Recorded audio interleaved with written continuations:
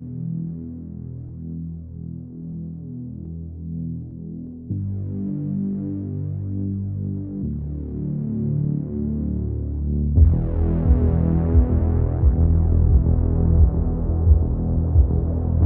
one knows, no one knows. We all woke up in a upside down, turning inside out, like we've all been led astray. We've been standing on the outside in, trying to find our friends, like we're all just castaways. Feel like we've been missing out. Why else would you show up with that thing on?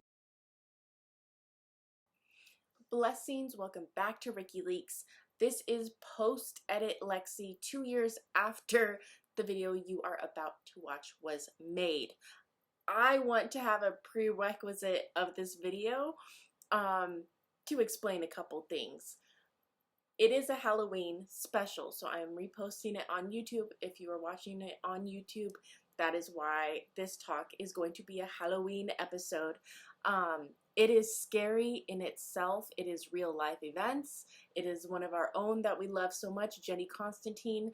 We had her on the series, but I need to explain why I'm dressed like a werewolf. Okay.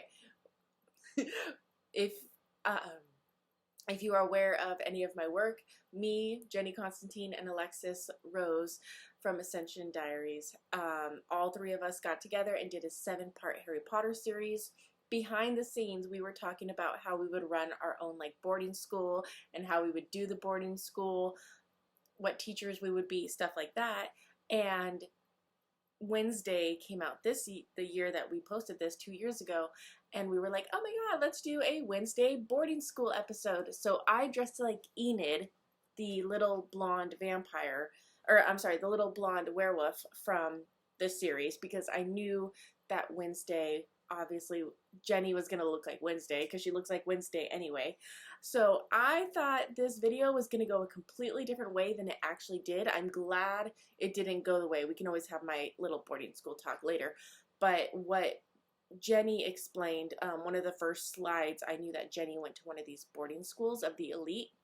I was familiar with them for several different reasons in my life, and I was just gonna be like, oh hey Jenny, how was your boarding school experience? And it turned into what, an hour and a half long video of her explaining her childhood in one of these like elite boarding schools. And I was just sitting there like, oh my god, this is like so traumatizing. I'm on the verge of tears. And Jenny, like, I'm so happy Jenny, you know, explained that, but we never got to like, okay, when we have our own boarding school, that'll be a different talk. So if you wonder why I'm dressed up like a 16-year-old blonde werewolf crying the whole like video, that's why. I thought the video was going to go a different direction than it did. However, I'm really glad about the talk we had. 6 months after we put out this video of us talking about the horrors of these boarding schools, Netflix released their special on the same subject.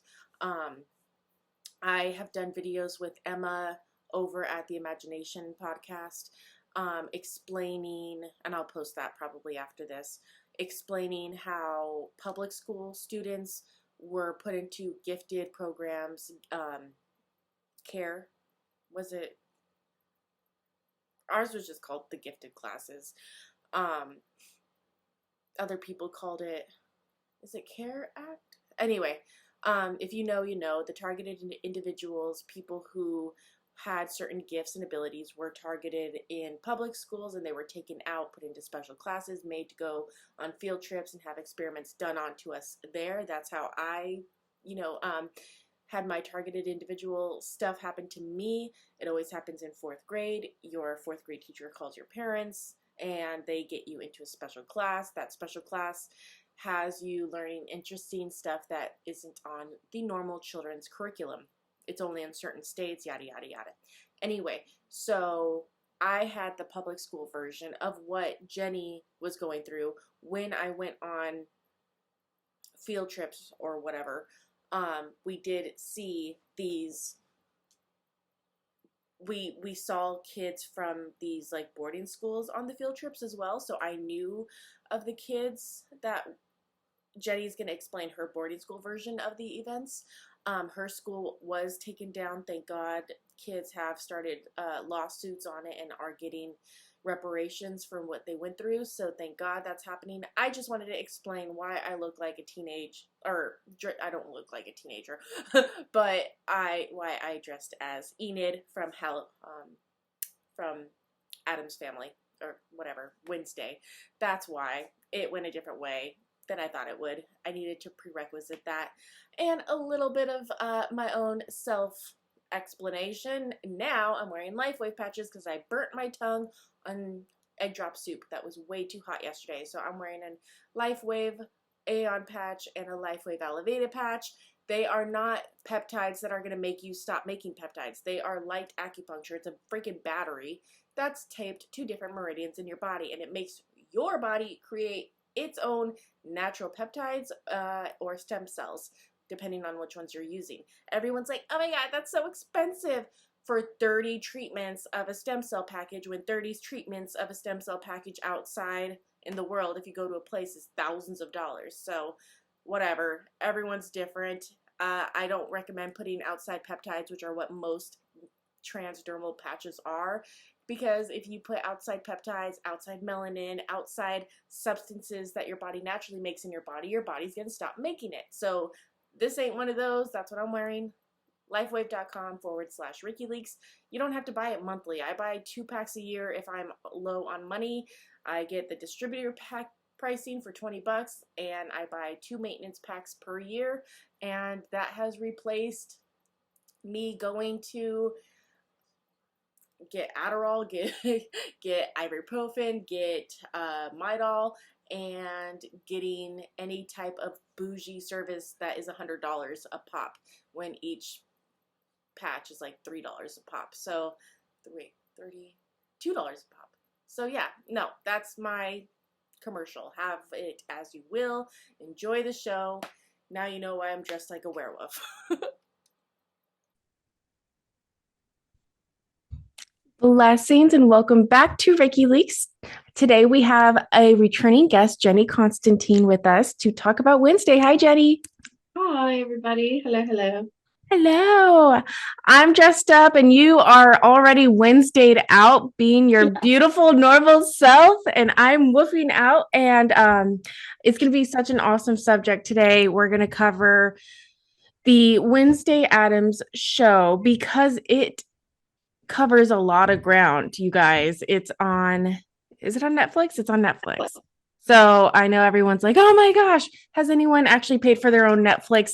I don't know. Just get someone's account and like don't feel bad about maybe watching this cute little family show. And it is a story everyone in America has been raised with. I think it's been around since the 20s as a novella that would kind of just come out every now and then. So this family of outcasts is not as weird as it might think. Our grandmas grew up with this family, the Addams family. So we're going to cover that, but it is spooky season, spooky topics. We're going to be covering some pretty interesting ground. So I do want to throw on the whole armor of God. If you would join me in a prayer.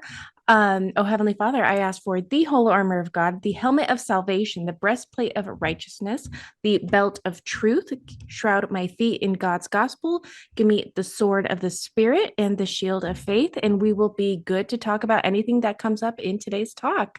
Thank you so much for the protection and for this awesome talk. Let me pull up my Canva because people are always like, oh my gosh, I love your presentations. I'm like, these are like note cards for me to remember what to talk about. It's to keep me on task. Exactly. Yeah. It's not so much, it's cute that they're cute, but that's not why I do it.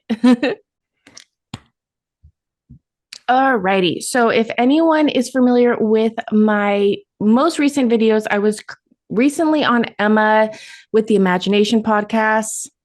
We covered how public schools are basically making everyone into targeted individuals in weird different ways, from the sports programs. If you have kids who are fast and strong and like basically warrior spirits, you can make them not want to join the military, not want to become warriors for their nation, if you give them a basketball scholarship, soccer scholarship, any of these things, you're going to get the fastest and basically people ready for war into sports programs. And usually I've dated people in sports programs when I was younger in college. These kids were hurt. They were 19 and already falling apart. I remember like the basketball players would come in and they were always limping and on like crutches. Our baseball players, like they were always ripping, like their arms would just fall out. I don't know. It was really crazy. They just were showing signs of wear and tear. And these kids were like 19, 20 years old, if that. So that is showing me how they're getting the very strong in our nation and at a very young age, basically grooming them to not be able to work or fight or do any of the things that we need soldiers of a civilization to do. And then you have the melding of kids into the art programs, and the art programs are going to lean very liberal.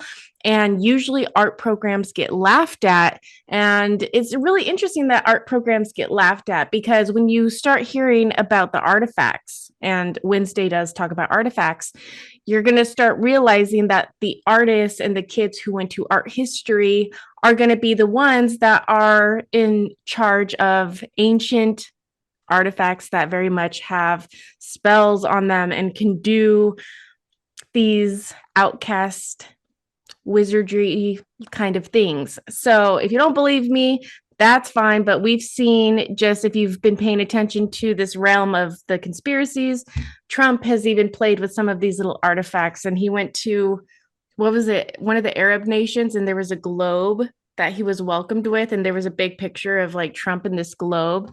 And there's been things like that. So I wouldn't throw some of these myths and stories out quite yet. So let me pull up, try to share my screen again better.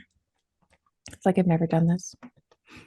It's the blonde hair. That's probably. Yeah, I was just gonna say you're not you today. You're dressed up, so you're somebody else. So we'll give you a break.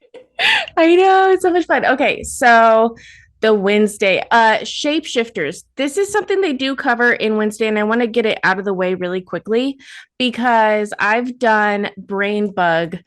My last year, I did a zombie episode for Halloween, and it explains how we're all basically zombies already. But my favorite zombie parasite alien movie is called The Faculty.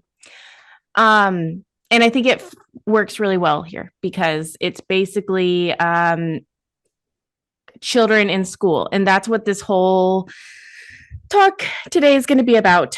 Kids in school, public school, private school. I'm going to ask Jenny some questions because I just found out or reminded that she went to one of these boarding schools, very much like Wednesday, but I did the public school rendition of it. And the faculty utilizes parasites entering the school boards and the police stations first when they take over a society. And basically, this is why we always have to be fearful of, sadly, our first responders. There's a lot of people in this war who understandably are scared of the men in blue for good purposes, because there is plenty of reasons why they would be taken over, and why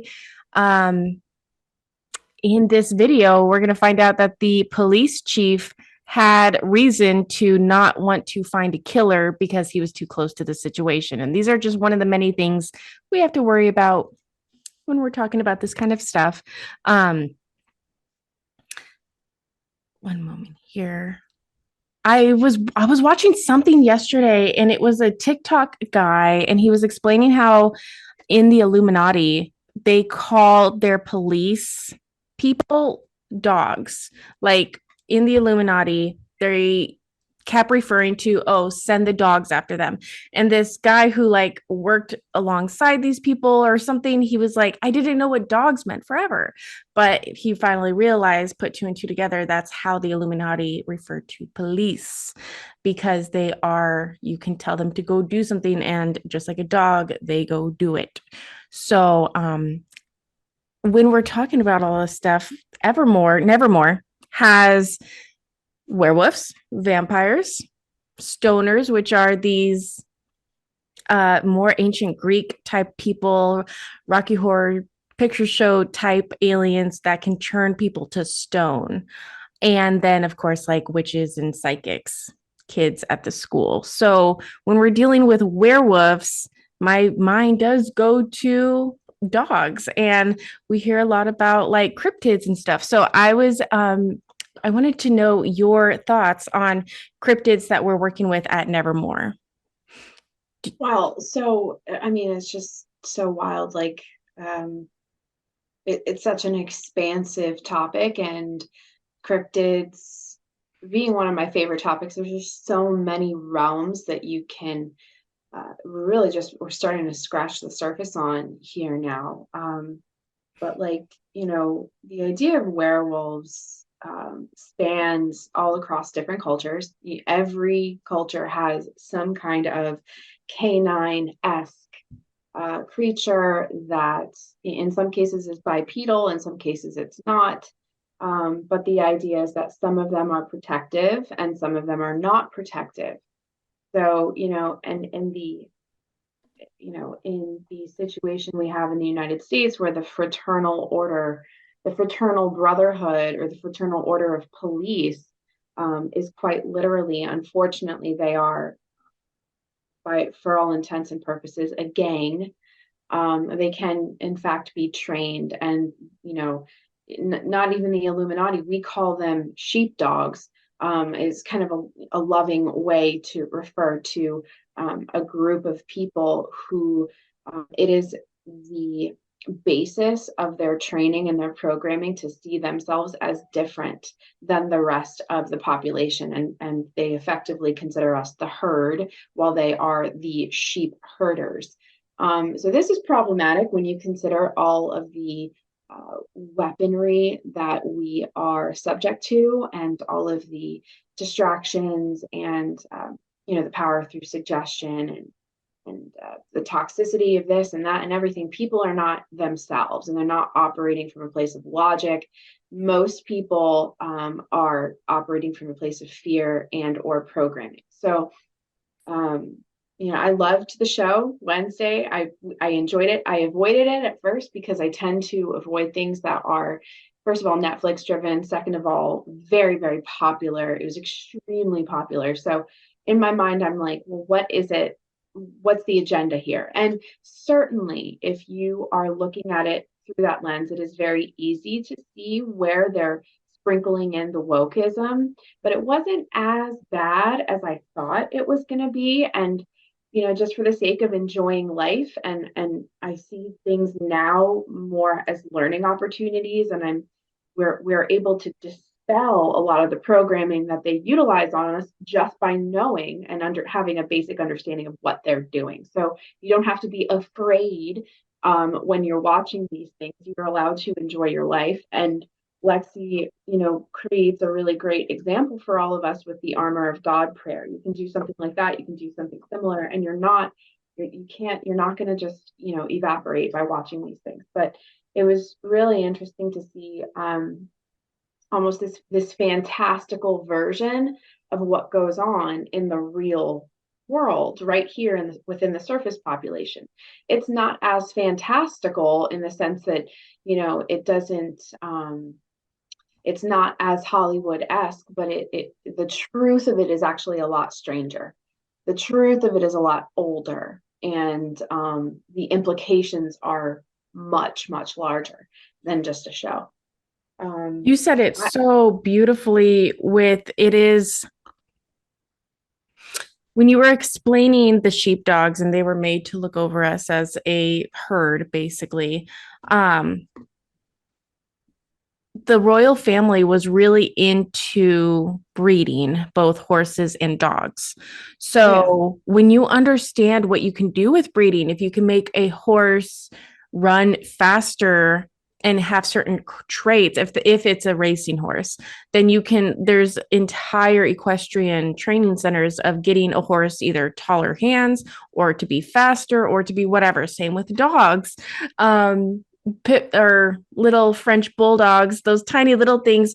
We look at that, we're like, you were once a wolf? Like what? And if we believe in, I mean, I believe in creation more than anything.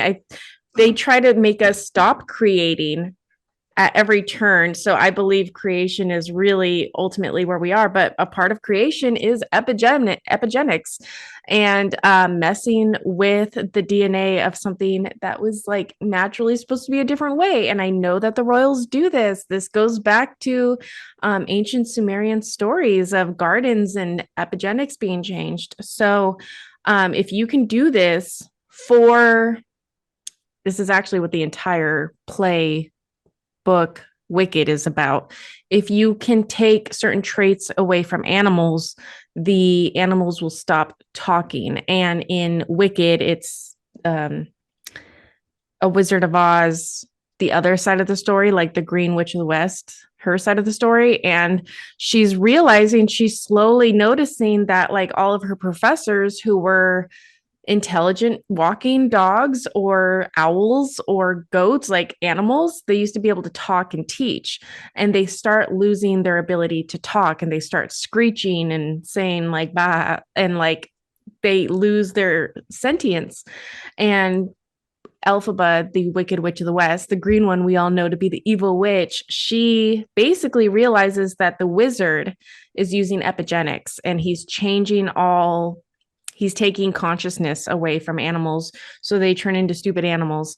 And we don't see the fantastical point of like talking people, like all these maybe cryptids that may have lived amongst us once, and we might just see them as what they are now after years of crazy breeding, and they might not be the same way now as they used to be at one time.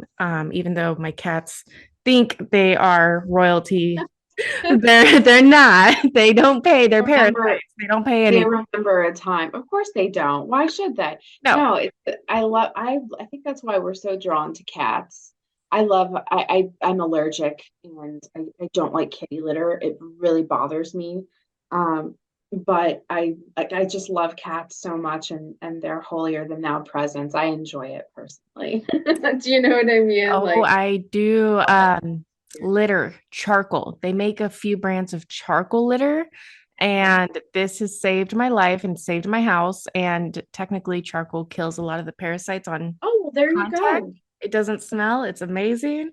Love it. I always try to fit that in when we talk about cats. But yeah, basically they make things seem fantastical and unable to happen, when in reality we don't know much about our history. We've been lied to about things. So when we talk about kids in schools, this whole show, the entire Wednesday, you start seeing from like episode 1 or 2 that her history of her people, of her town, of her school has been changed. So you're slowly figuring out what has been changed in history and why aren't people talking about it. And it goes all the way up to the mayor, basically. Like it goes far into it. And she's a child, so she makes some rash decisions along the way, and like pins the wrong people for being the bad guy. And these are all things that I could very easily and do on a daily basis see the conspiracy movement. Like we have to be careful about that. Like, yes, we see a lot of signs. Yes, we know a lot of things, but we can't be rushed like super fast into pointing fingers, because like Wednesday, she thought she had this killer and everything seemed to line up, and it like totally didn't. And if you just have to realize to stay calm is probably one of the strongest things humans can do, like over being able to be invisible or take people's minds into your hand and manipulate them. Like if you can keep calm in yourself during these times of panic, that is the best out of all of these different yeah, it's the best superhero power. So Well, and you, I mean, why would you have known? Because like we didn't really exactly get into our whole life story or origin stories.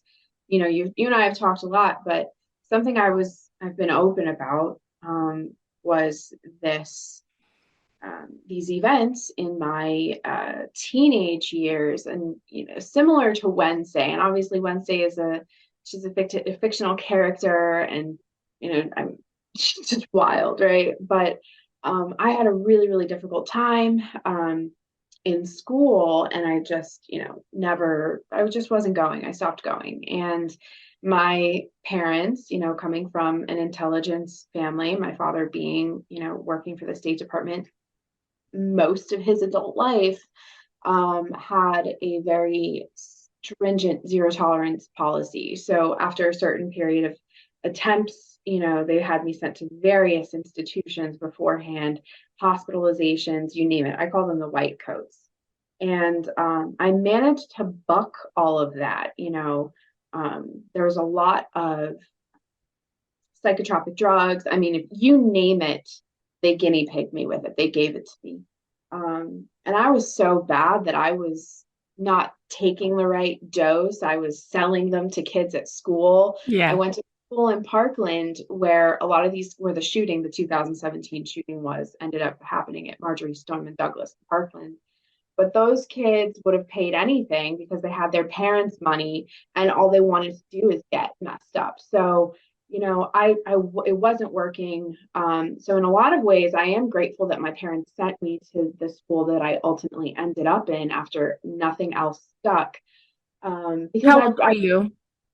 I was 16 when I got picked up and sent to this place called Darrington Academy. The Darrington Academy has since been shut down, and the appropriate people have been charged. Darrington Academy, during its operation, was a sister school affiliated with what is known as WWASP, the Worldwide Association for Specialty Schools, which was a privately owned international organization run by Mormons, essentially. There was a Mormon brainchild.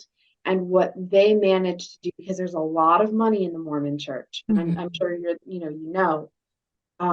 they opened up facilities all across America, including one in Jamaica called Tranquility Bay. All of this is verifiable information. Anybody can go look. This isn't secret. There was no bases that nobody knows the names of. These were places with people that worked in these schools. And all they really needed was an academic figurehead to technically register the place as a private school. That's all that they need. And the rest of it is brainwashing and programming, all of it. All they needed was somebody that could call themselves an educational director with some kind of academic background and previous teaching experience. And they use that so loosely. And all that they did was set up shop in the city of Blue Ridge, Georgia. Okay, and they moved into what was previously a hotel facility with a compound grounds around it. And I was there for 1 year. I turned 17 while I was in the program. I was deprived of any and all internet access. I had no phone. I was not allowed to shave, use conditioner, dry my hair properly, use tampons. We had to walk in line structure formation. We had to count in the bathroom because a lot of girls had eating disorders. So we had no privacy. So anytime I wanted to go pee, use the bathroom, get some privacy, I had to count out loud while somebody was waiting outside a curtain for me to be finished.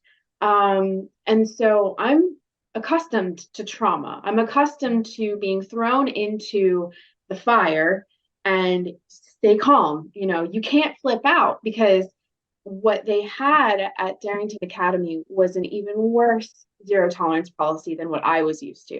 So my parents didn't hate me. They couldn't handle me, and they had the money to pay someone to deal with it. And so what we would see a lot in these programs are parents that had just enough savings or just enough cash to essentially give their children over to this program, leave them there. And when those children rebelled, which is not me, I got with the program, because by the time I was 16 and got sent to Darrington, I said, if I don't play my cards right here, if I don't work this system to my advantage, I'm gone. Because what would happen is every now and then we would wake up and someone would be missing.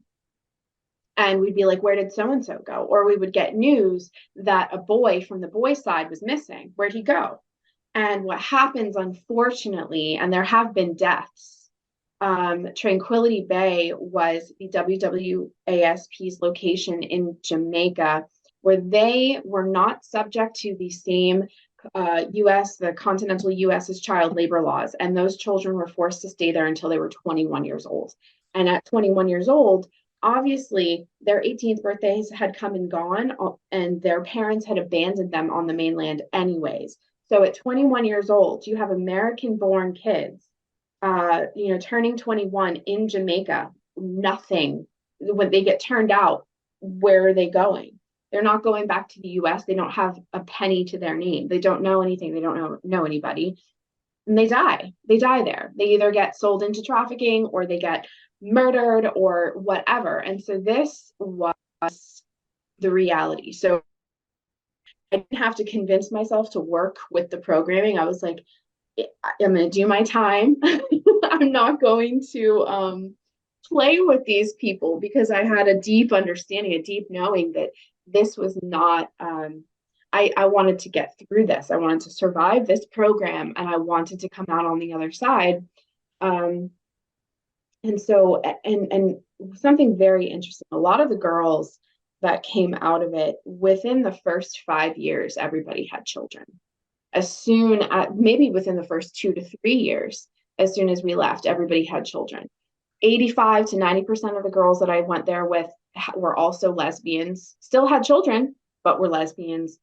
85 to 90% of the girls that I went there with were victims of sexual abuse or some kind of physical, sexual, drug abuse from people close to them.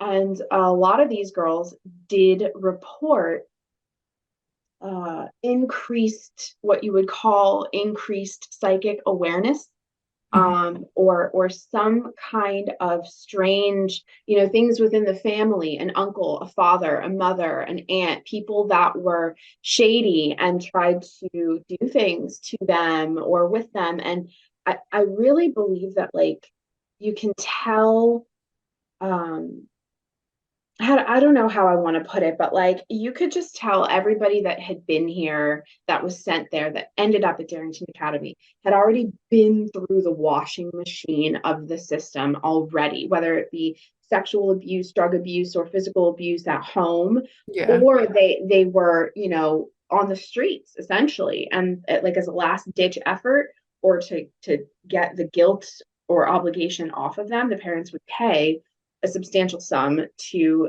the WWASP and have them take their problematic children. So this whole affiliation, this whole organization was geared, specifically marketed and advertised and targeted to the parents of problematic kids.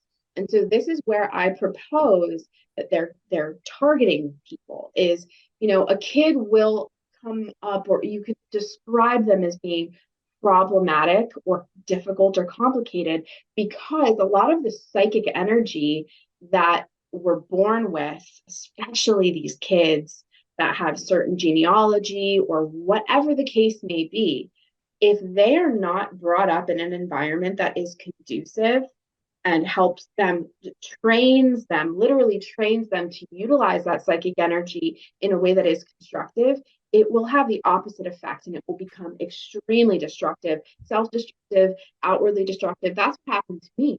Because I've always been we'll call it intuitive. We'll call it being an intuitive person. And because my reality, my upbringing was so hostile and so unstable, and there was never any real support, it became extremely destructive. It was flying all over the place. Do you know what I mean? Yeah. So what do? You send these kids to a group of people who say, don't worry, we'll take care of it. Thank you. We'll hear from you guys at Christmas, don't worry. And then the real fun begins. And it's again, I'm very fortunate because I had already survived so many things that I knew, like, I didn't act up. So, but what I had to sit with and like I would have had to watch were kids coming in that were a lot younger than I was me, going to ask you, how young were they? Did you start to see them? 12, 13. Okay. So they So don't know yet. no, and you would know that they would arrive because it would be 2 in the morning and we would hear screaming, absolute screaming, because they were doing an intake in the main office, which was actually a separate building altogether. But what happens when because what they'll do, anybody can look this up. They employed security contracting companies or escort companies to ambush the child, the teenager, in the middle of the night, kidnap them while they're sleeping. They'll leave them. They don't have time to get their shoes. They don't have time to wash. They don't have time to pack. Nothing. Kidnappers come in the middle of the night. It didn't happen to me because I went willingly. Kidnappers come in the middle of the night, drag the kid out of bed, take them. They don't know where they're going. They're fucking blindfolded. These kids are blindfolded because what do you do with a crazy wild animal? You can't legally tranquilize these kids, so they blindfold them. Some of them probably were drugged. But by the time they got to intake, most of these kids were wild. And we would hear them come in, and a lot of the young ones, like the 13, the 14-year-olds, their learning curve was about 3 to 4, 4 to 6 months. Someone like myself, I acclimated after the first week. I cried myself to sleep every single night. As soon as the light went down, it was shutdown time. I'm under my covers. I'm ugly crying silently in my space because you can't show weakness. You can't let these people know that they're cracking you. Yeah. You have to remain in control of your being, or else that's when the darkness really does start to seep in. But it was hard seeing these kids. They still had a lot of fight in them. They still had a lot of they believed that they could get out. They believed that there was a way out of this. And it's like, no, you're stuck here. You're stuck here. So we didn't have the glam. I'm sorry. I know that's a lot. No, I cannot. No, it's making so much sense for other things because we did have in public school kids who were like not bad kids at all. And the parents, and we heard that they were having problems at home. You would hear my parents are making me do military school, boarding school in New Mexico, whatever. And that's where bad kids go. Like that's so their parents looking back, they knew that they would be put in exactly the situations that you described, and you're not going willingly, you're coming. So even if people were to see that, they'd be like, oh yeah, it's just a normal military school kid, like whatever.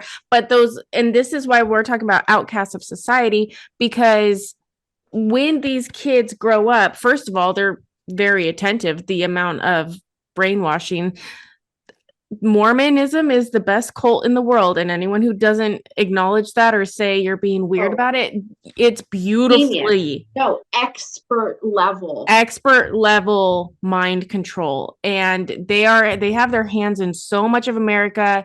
If you watch, it's very interesting. Mormon and the Swastika is a good book. It explains the crossover there, and it's deep. So it's an amazing person to work for the State Department, CIA, high level military of different sorts. And then they can't get jobs anywhere else. My husband was just in the National Guard, and the medical training he learned, just everything in the basic military is so well ran that when you get into the civilian world, no one takes accountability. No one, like, it's just like high school. These 50, 60-year-old men are children. So you're like, these people are high functioning. They're outcasts to society. I've seen military be outcasts to society. Oh, yeah. So they have nowhere to go. So that's how these fraternities, which they talk about secret societies in Wednesday, that's how these fraternities get all their people. You either get brainwashed Mormons, and you're like, okay, you have the perfect, and they don't even have to be religiously LDS. They can just have someone from the Mormon church go and reprogram programmers or reprogram kids at a school. And yeah, very interesting. They go after kids. I noticed too in DS, Department of State, Homeland Security, FBI, CIA, a lot of these organizations I've noticed, mostly in hindsight, because I grew up around it. My dad was the regional security officer of the embassy in Rome, and I was always on site. I was always at the embassy, not talking much, but observing, taking everything in. My Italian was not very good. And everybody was Italian or very educated Americans, even the Marines, the Marine Security Guard detachment, they're like the creme de la creme. So like, I was quiet. I just minded my business, but I noticed that a lot of the agents, a lot of these people that were career intelligence, I noticed like they're so socially they weren't very savvy. And I've noticed, my father, for example, was an only child. And so there is targeting that goes on. They like to target the quiet types that don't have siblings. They like only children because, well, the benefit of having a lot of siblings is that you learn your place, you learn about people's social cues, nonverbal cues, you learn about cause and effect. Do you know what I mean? You have, and it actually does inherently build a sense of confidence within that person. And and obviously this is not just a blanket rule, but we're looking at what it is that makes these people good candidates for being lifetime career intel agents. A lot of it when they're only children and all they really have to do is worry about themselves and self-preservation, and they don't have too much of a sense of where they fit into the grander social scheme. So they'll just do their job accordingly. But I really do want anybody who's listening here, please check out the WWASP. I shouldn't call it my facility, but the facility that I was sent to was in Blue Ridge, Georgia. And I was there from 2006 to 2007. 2006 to 2007. I turned 17 in the program. I remember that because I thought that was wild. But you can look this up. Most of these places have been shut down because of the enormous, as soon as all of us kids got to like 25, 26, 27, the lawsuits and the civil suits. I was going to say, when did that start happening? Oh my God. We all had to get a little bit older. I never sued anybody because I'm not that kind of person. Yeah. I've seen way worse shit. Darrington wasn't actually as bad as some places that I had been sent to. Yeah. So here, these kids were flipping out because they're like, I don't know. And it's like, no, you don't. You believe that you have rights. You don't. And welcome to your new reality type of thing. And every 6 to 8 weeks, we had something called seminars. So we had something called seminars every 6 to 8 weeks. They hired a private company to come in and do these seminars where these were the humiliation rituals. So seminars, these were the implications of these seminars. Getting through them was if you did it right, if you played the game, you would graduate to what they call upper levels. So when you enter the program, you're a level 1. You're nothing. You're nothing. You have no rights. You look down. You don't talk to anybody. You're a number. You're just a number. But the seminars were there to, get into your trauma, talk about why you do the things that you do. But how do they get you there? Well, over the course of 2 to 4 days, depending on the series, depending on the seminar it was, whether it was 1, 2, 3, all the way up to had keys. It was up 7, 8 years of this shit. Years. I was only there for a year, but it starts where everybody shares their trauma. Everybody has to talk about how hard their lives were. And then the further that you move through it, you start to have to dig deeper, and you have to talk about things that you wouldn't utter by yourself. You wouldn't say those things to anybody, but now you have to say it in front of a gymnasium full of people that are listening, and you have to hold a microphone while you do it. And then what they would do, they would gas us out. We weren't able to go to sleep until 12 or 1 p.m. at night. They had us in worksheets. So they had us writing things down till in the middle of the night. And the reason that they do that, when you fatigue a kid, when you fatigue a 13, 14-year-old, 16, 17-year-old, you drain the fight out of them. You drain the resistance to the programming. So they really layered mind control on top of mind control. You break the kid down. You show them, look, everybody else in here is crying about their trauma. Why aren't you crying? Type of thing. They make you dress up. They make you act like a freaking idiot in front of people, all under the guise that this is you expressing your inner child. But really, no, I don't think so. Like it was, and I did okay because I'm not a shy person. So I'm like, I was making shit up. I was just, because I knew that if you show them emotion, yes, they're like, yeah, I'm really this, guys. Can I get out of here? You know what I mean? I played the game. yeah. But they want you to get up and humiliate yourself. And that's how they break it down. And I'm glad that it's over. I don't think that they do that anymore. Wow. No, that's why they would need either the youngest kid, because a lot of families, they'll have the first family early on, like 19, 20, 21, and then a baby pops out. A lot of families have that. And that last baby, 10 years younger than everyone else, isn't. Mom and dad are richer. Mom and dad have more time. Mom and dad want to start living their lives. So they'll either send the little one off, they'll just send the kid off, or they will like pay someone to watch it and they don't really care so much. And then the times have changed since you raised your first set of kids when things were nice and, you know, not as crazy as nowadays. And then anyone who has kids 10 years later, technology has advanced so much that like you don't know what as a parent what to look out for because you didn't have to worry about that with your other kids. Like there's so many ways to definitely make it be like that. And one thing I hear a lot about on the different social media feeds that have a bunch of targeted individuals, like that's who my audience is, they all say like I was a really bad liar. And exactly what you just said, like military families, military training, military, which we're Americans. We all are in the military. The Second Amendment gives you the right to you can be a commander of your own military right now. Like, do it. We're allowed to. And that's what makes Wednesday so different than Harry Potter, because the Harry Potter kids go to make Dumbledore's army, which is a secret society, kids fighting back.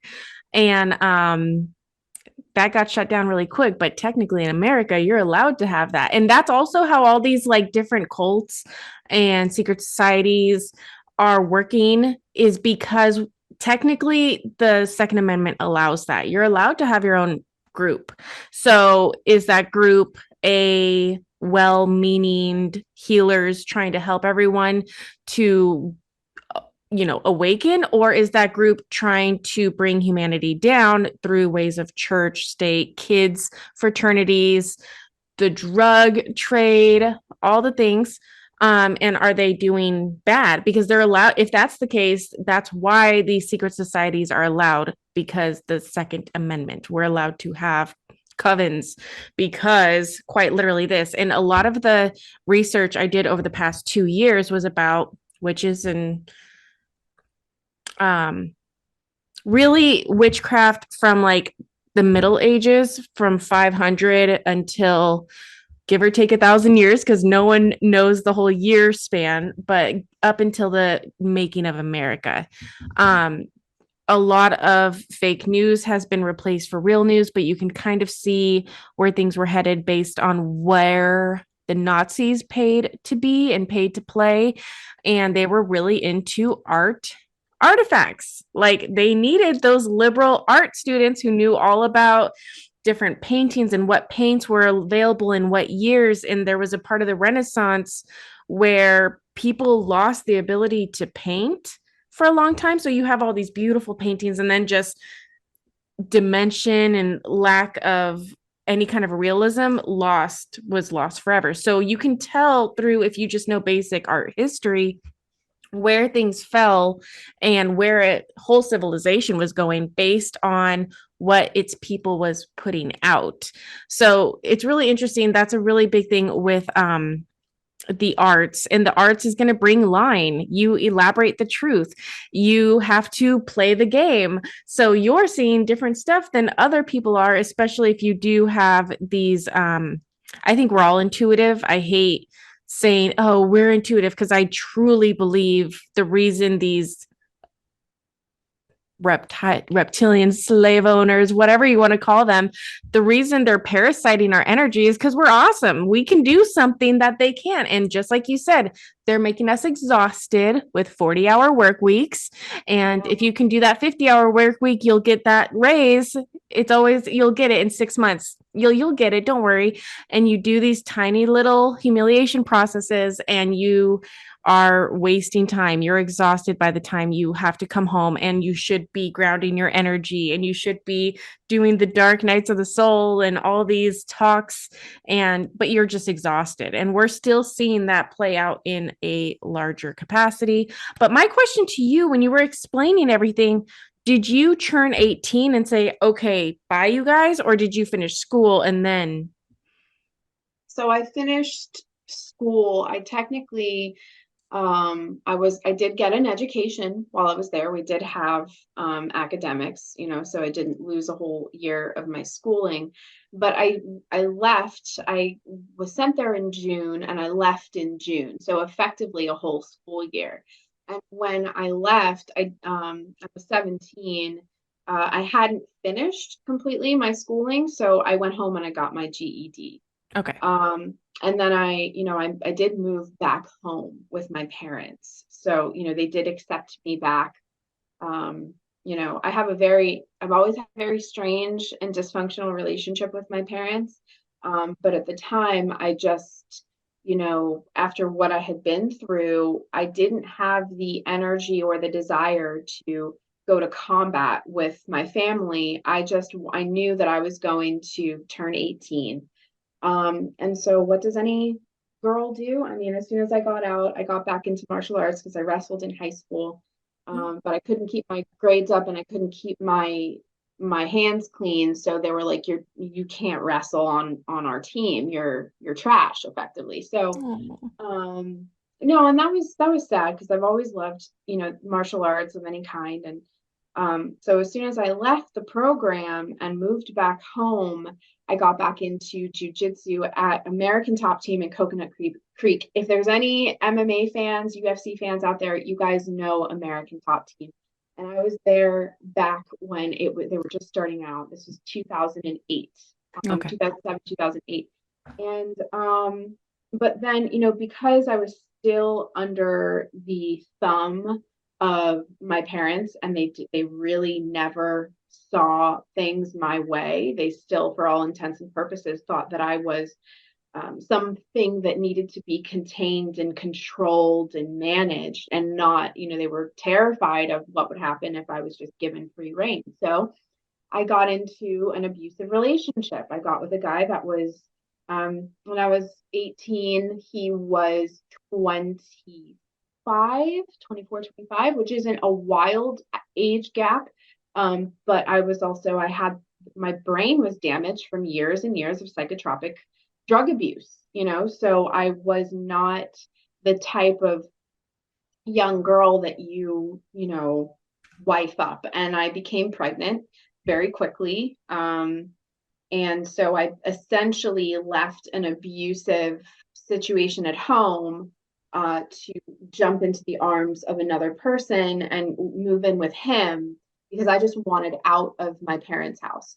So I, got into that relationship, and that started the journey of my 20s, just under a different type of rule, under a different type of control. I was no longer a child. I was now a young woman. And when you're a kid and you don't have a good group, you're enslaved by the family. When you're a young woman or a young man and you don't have solid grounding, you then become controlled by other adults that want to enslave you, control you, manipulate you, what have you. So the cycle of abuse, the mind control didn't end when I got out of the program. I literally just needed somebody else to control my brain, because I was so accustomed to somebody telling me what to do and giving me order and reward. I was used to that. So I wanted somebody to tell me what to do, which is why I'm actually I'm very coachable. You know, and my coaches loved me because they're like, this girl will do anything we tell her to do. That's true. Okay, so on that note of coachable, I want to just show a video here that it explains everything you just said, but how they utilize it for 3-letter agencies, because they're coachable. So coachable. So coachable. All right, 1 second here. How do I... Back to school trauma. My daughter told me, she's like, Mom, are you really going to make me go to school for the rest of the week? For the rest of the week? Oh, sorry, baby girl. It's longer than that. Oh, you couldn't keep me in school. Like, my mom, I was allergic to school. I would literally go to school and just have breakout in hives. And I'm like, get me out of this place. And she would come and get me. So like, I was always getting like letters in the mail saying, your daughter's going to get kicked out like every single semester. She has too many tardies and absences. And so I literally grew up in a medical office, and I vowed never, ever to do anything medical. And here I am freaking healing. I hate it. It's everything I like have fought against. In your own way, though. You're right where you need to be. I know. So yeah, that's how I know a lot of this kind of weird stuff, is because I literally spent most of my time with my mom, seeing her work. And this is where our families kind of got a lot of their motivation for being good workers, is this trauma-based learning. Hold on here. Well, another one of the first lessons that you get at CIA, at least in CIA field operations, one of the first lessons they tell you is that there's a strong connection, an empirical connection between childhood trauma and high achievement. The science is out there. I've looked it up on my own. The connection is extraordinary. That people who experience the right amount of childhood trauma, the right amount being enough that you had to prove something, but not so much that you had to adopt external coping mechanisms. There's a certain amount of trauma that's the right amount of trauma that turns you into this high achiever. But it's not because you were born with drive. It's because some part of your childhood, those formative years, taught you that by achieving, you will be rewarded. So that becomes the inherent thought. By achieving, I will be rewarded. Wow. There it is. I mean, it's right in front of us. It's definitely there. Go on, dear. Well, I was just going to say, it makes someone an ideal candidate. Trauma makes someone an ideal candidate for any and all manipulations, external enforcers that want to come in. But I was just thinking about this earlier, and I wanted to like make a post or something, but like nobody really cares. I'll save it for the show. But I swear, and I think it's case by case. I think it depends on the person. But for me, everything that I had been through in my childhood and my teen years and my early 20s for that matter, prepared me to anticipate that this COVID rollout, actually everything since 2012, I want to say, is when I really woke up to the government side of things, because I was a mother, 2 kids, and I'm like, okay, time to start paying attention. Yeah. The trauma, the betrayal at the hands of people that were telling me, I'm here to help you. But then through my observation skills, I could see they are not telling the truth. This person is lying. They say that they want to help me, but my observation, my 5 senses, my 6 senses are telling me that this person is being dishonest. I knew, based on my trauma responses growing up, that they were lying to the public. They were lying to the international population about the COVID thing. And I'm looking around and I'm like, these people are buying it hook, line, and sinker. I'm like, they just haven't had trauma. They haven't experienced betrayal. Do you know what I mean? They don't know what that looks like, because God bless them, they haven't been raked across the coals by I'm very glad. I'm very happy these people haven't. And you said it right there. Yeah, Like, I'm happy, thank God. I'm so happy that you don't understand what's happening, but please listen. But it's also, the hard part is everyone's had shit like at some point, so they'll just nonstop talk about their little zone of shit basically, and they won't come out of their own trauma victim mentality to see there's people that have it way worse. I have people, we deal with sexual ritual abuse. People come up to us and they're like, their dad raped them and their mom like knew about it. And they come to me somehow through their journey and they're like, I've forgiven him. I have forgiven him. And I'm just like, my whole heart sinks. And I'm like, I could never imagine that. But then at the same time, like, they're like, it's hurting them. Why am I going to just keep, like, it showed me all this crazy stuff. I learned more. I could help more people because they did that to me. I found the one ray of hope in this horrible situation, and they're moving mountains. And then you have people going, my dad didn't give me a laptop when I was 17. Okay, laptops weren't even invented when you were 17, you idiot. But okay, let's have that be your mommy and daddy freaking trauma. When, like, I have seen people with like go through hell and back, and not just a bad breakup with that guy that you were with who was too old for you, who got you in trouble and took away your freedoms. They're sent out after you to do that. I had my own. He worked for TBN. He was a really good guy on paper. And so that's how I first started seeing the church's hand in things, and how it really mirrored military. When you were telling your school child story, it goes back to military training. The best military has utilized our trauma against us, and they keep doing it with a lot of these shows. But I think, and you have people who listen to us talk about shows and they just start going about, oh my God, do you know who owns Netflix? Oh my God. And they just start fuming and you can't get much past. And it's like, if your enemy is giving you any kind of information, like the enemy knows he has to give, he knows that there is an ebb and flow enough.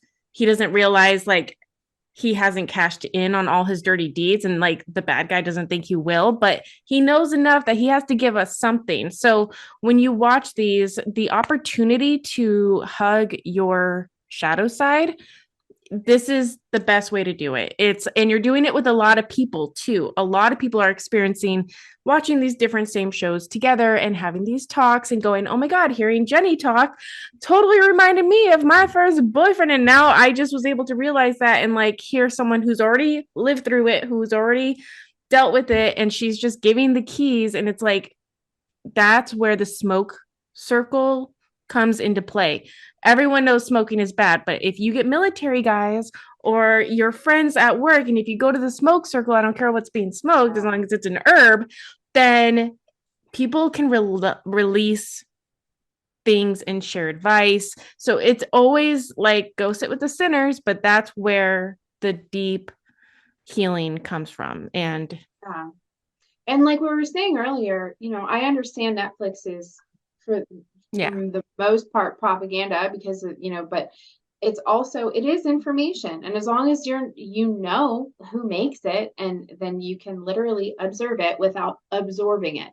And I wanted to say that, on the topic of outcasts, I believe that these kids are targeted. I believe that like the outcast genre, people that are, they are different. They could it could be related to ancestral or genealogical attributes, genetic composition that lends them well to certain traits, characteristics. I'll even throw the word abilities out there.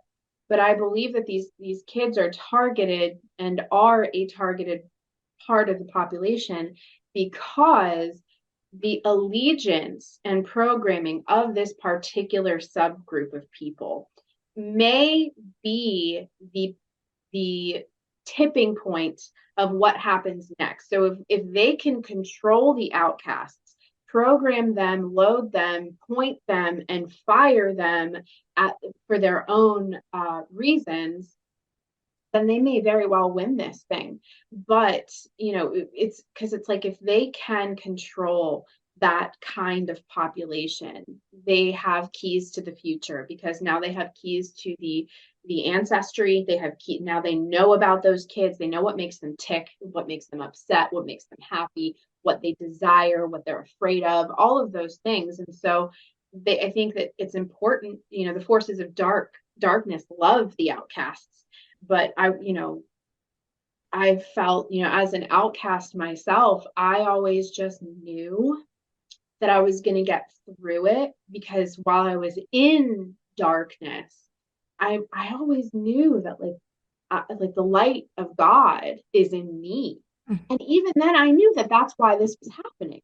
I knew it. I said, they're attacking me because I'm the light of God, and I don't mean that in any. It's true. I really I don't think I'm better than anyone or anything. We are all avatars of Source Creator. And I said, none of these people are aware that they don't know why they're doing what they're doing. They think they do. They think that they do. They don't actually know that they are taking aim at the light of God that lives inside of these kids, these outcasts. Yeah. So if we could kind of just wrangle those kids back into the light and let them know it's it's okay that you are the way that you are. I mean, I'll tell you, what's Enid, my favorite character. She is my favorite character. She's the best. I love that she is so kind and compassionate and vulnerable and childlike and pure, but she's also a fucking werewolf and she'll rip people's throats out. She is my favorite character, and I just love that her trigger where we saw her perform was when her loved one, someone she cared about, was in danger, and she was just and it was the moon and it was time, but I'm yes, this is how we win, is we get these kids, these people that are now adults. What gets them excited is a common vision of freedom and home and family and sovereignty. And we just, because I do think even the Wednesday, a lot of people that were watching the show that aren't awake, don't know what's going on, they could take this very easily as a type of almost like a advertisement or glorification of black magic and spells and stuff like that. And it's well, of course they're going to use that angle because most people don't understand what resources and tools are at their disposal. So, you'll see a lot of the radical fundamentalist right, or, Christians or people that don't really understand, they call themselves Christians, but they don't really understand. You'll see them demonize, the show just on the basis that there's a lot of magic in it. They really don't cover too much magic. I just want to make that clear now looking back. They really don't, Harry Potter teaches, yeah. So Wednesday's pretty good with that. I do want to say Tim Burton does a seance. She does a seance a couple times, but it's not. They're not actually at the very. Well, I don't want to ruin it for anybody, but Christina Ricci's character does a summoning spell. She back to life, and that's all. We don't do that. No. It takes too much karma. Anyone who knows how that shit actually works, it takes way so much karma that you wouldn't want to do that. And they show that in Practical Magic. They explain very clearly the answer, no, we don't do those kind of spells. It's not worth it. Back something dark and unnatural, right? Remember? Oh, that was so sad. And then they say, peace out. You guys deal with it. Clean up your own mess. And they do go into herbs a lot. And the funny thing is, Christina Ricci's character, I'm ruining it. If you haven't seen it by now, then you haven't seen it, whatever. She dresses normal. She's, for all intents and purposes, a muggle. She doesn't see herself as magical. But it's interesting because she works with plants, and plants have tons of magical abilities. Normal people can use them. Hermione, I remember she couldn't use certain magical things because she was a human, and they do cover that in the books. Like, she can't make the stick fly, but she can deal with things that you can learn about. So Christina Ricci is kind of doing that route, and she deals with nightshade, which is a poisonous plant. But my mother-in-law was like, tomatoes, like, no one should be eating tomatoes because it's a nightshade. So like, if you guys don't know, and there are a lot of things that, and a lot of people who, like, I think it's bloodlines who cannot have tomatoes. When I've worked with people, that's what I'm realizing is certain bloodlines do better vegan, certain bloodlines do better carnivore, some bloodlines do have these weird things. And I think that's what they've been following all of us. And people don't realize the Bible, it's more about following bloodlines. If you just read the Bible, it's so-and-so slept with so-and-so, they had a baby, they had to lie about it, it's a bastard child, because you're trying to follow this football. And what were we all told to do with our Bibles? Right? Marriage dates, right? When a kid is born, when somebody dies, and everybody's Bible is following a bloodline. And people don't realize that, like, the Bible can be all made up completely, but because everyone reads it, it's going to happen. When you put these things out there, Netflix included, it's going to follow through the way it does. So good news is Wednesday does have a good outcome. Yes, things get really scary. Yes, it does go to a precipice point. And what Jenny just said, you have to be forced to be traumatized in order to get your gifts. It's like a last ditch effort. Yeah. And I think it's because belief. Like, if you believe that miracles could happen, they could happen. Because you're believing it, you're allowing it to happen. If you don't believe it, you're never going to allow that to come in front of you. And people wait till the very last second, like, death is on my front door. And that is when they're like, okay, maybe I have. Yeah, do or die. I'm sure seems to do it. You know, in a far more extreme circumstance, you know, MK Ultra and various techniques utilized in those programs. You know, you found out a kid's psychic abilities through pain threshold and trauma threshold. That was how you activated the psychic gene or the telekinetic gene or the telepathy gene inside of somebody, as you push them to the brink of pain, exhaustion, trauma, fear, what have you. And so it is a really interesting thing to consider that we don't, it's almost where's the differentiation between extreme excitement and extreme adrenaline, like, or extreme joy or extreme pain, you know, like, because in Harry Potter, arguably one of the most powerful spells is the Patronus charm, Expecto Patronum, which is an amalgamation, a culmination of every happy, joyful, beautiful thing that has ever happened. You create this massive ball of light, which then effectively wards off the Dementors and anything else. So it's like, you know, and then I think essentially you could probably take all of your fear and your sadness and your anger and your rage and create a Horcrux or you know, some other kind of destructive spell.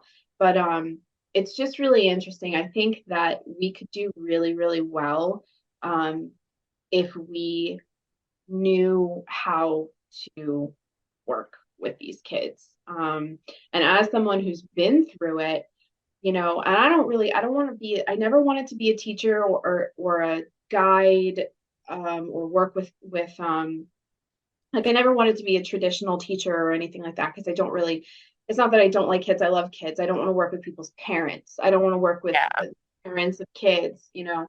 And I think it's a huge, like, gray area. You know, people think that they could do a better job, and it's like, well, then you do it. But because I was in it, because I was in the suck, and I was the bad kid, you know, I feel like I get them, you know what I mean? I feel like I understand. So maybe in the future, I would like to, you know, help in some way. I don't know how. And I was actually told by Spirit that I'll have to turn 40 years old before I could even consider a career or any kind of work being a teacher. And that had something to do with spiritual evolution. I needed to turn 40 years old. No clue, but so we'll see what happens. I love my early to mid 40 women.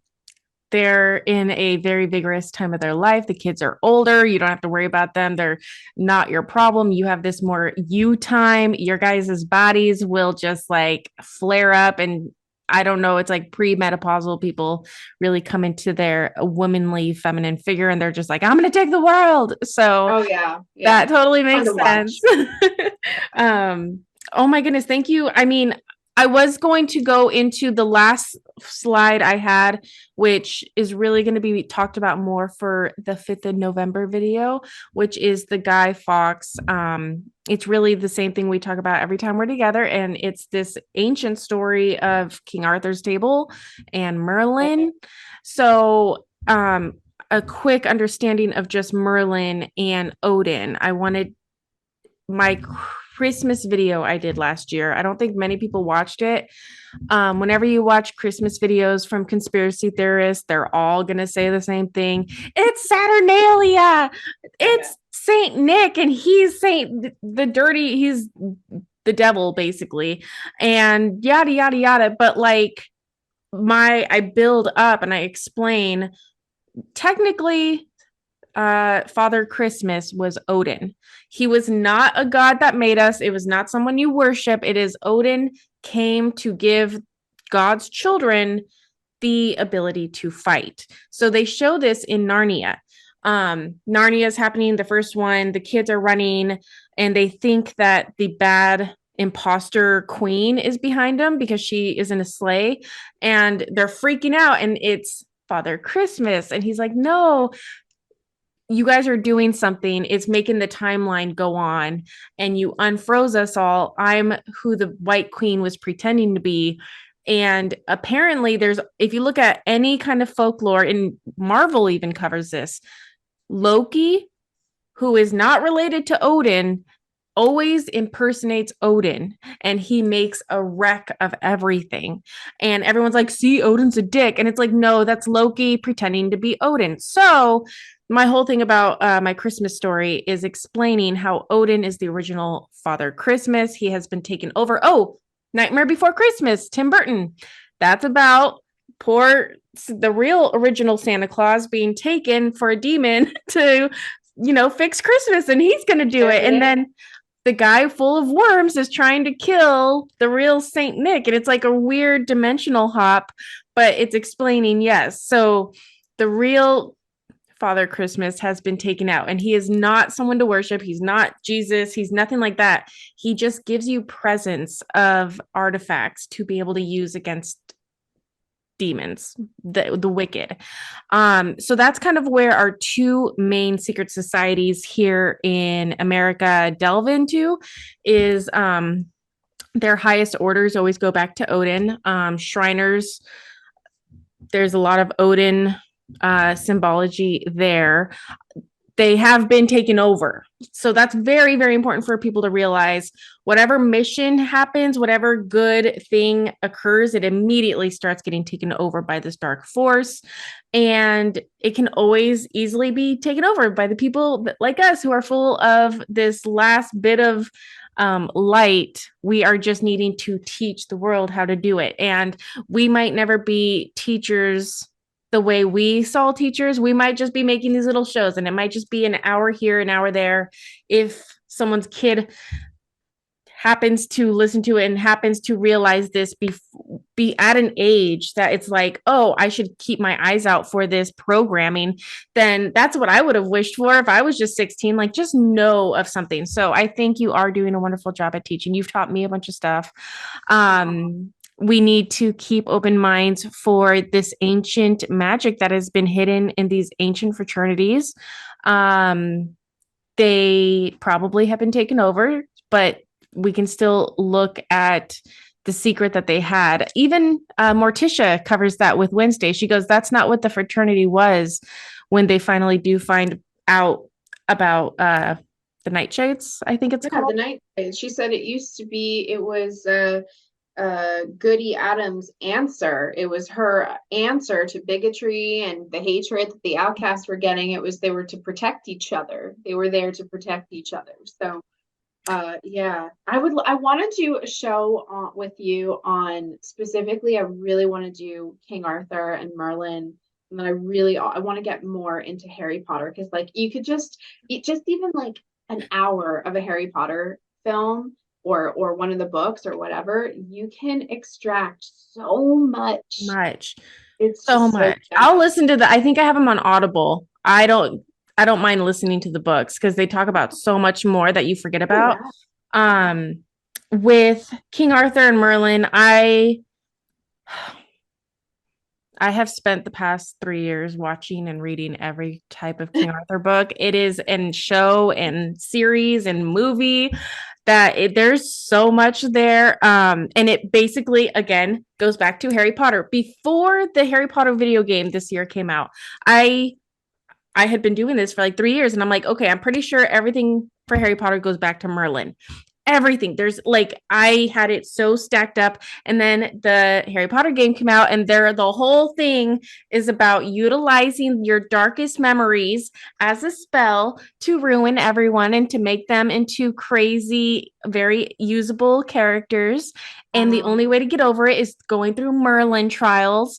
And Merlin set this like invisible code all around the Scottish Highlands, and only certain people can see it. So they bring in this 15 or 16-year-old to Hogwarts because she can see Merlin's code, and no one realizes this ancient magic was doing everything. Girl, it's good. It's very good. What is that? That's a show? It's called Hogwarts Legacy. You Oh, can watch people play it. So like not play it, just like the main scenes on YouTube. So if you say like recap of Hogwarts Legacy, it's someone explaining the story like I see. they're Okay. telling. Got it. I got it. So yeah, it's legit everything you came up with on your own. And I'm like, this is very interesting. We need to talk about it. But fraternities kind of go back to Scottish Rite or the York Rite. I'm not saying one is good and the other is not. I'm pretty sure they're both equally taken over. But basically, the idea is the Protestants versus the Scottish, which is the people that she was fighting at the end. And the Scottish, like, think William Wallace fighting the Saxons. It's the same bloodlines and it's the same fight over and over. These Scottish, Norse people, Celtic believing people versus like these Germanic, interesting thing there. So that's kind of where in Wednesday the feud is, and in real life we have the Scottish and York Rite that are Masons, and then the Shriners will come to them when they get past 32 and 13 degrees, and then that's a whole nother thing in itself. But that's the biggest things we have to deal with here in America, and we will go into that further probably on the Merlin episode. So yeah. Awesome. Thank you so much for joining me. I had no idea where this was going to go, and you blew my mind. So thank you so much. And we are doing this again in the next month or so. Oh, well, thank you for having me. And I know that I shared a lot, and I just, whenever I have shared this information, I'll get messages like people start to feel really sorry for me. And they're like, Jenny, and I promise, like, even when I was going through it, like, it's actually, I think, I'm master disassociator. I could disassociate in a heartbeat. You know what I mean? So I'm fine now, and it's really, people did have it far worse. So I'm not, I don't want anybody's sympathy or oh, I'm so sorry. Like none of that. Like turn that around. Now I'm here to, call it how I see it and maybe help some other people. So thank you so much for giving me space to do that. Thank you so much. And I love you. We will see you soon. And thank you all for watching. Bye, you guys. No.